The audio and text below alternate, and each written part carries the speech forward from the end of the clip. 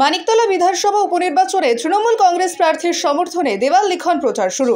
উল্টোডাঙ্গার মুচিবাজার হরিশ নিয়োগী রোডে দেওয়াল লিখনে 14 নম্বর ওয়ার্ডের কাউন্সিলর অমল চক্রবর্তী।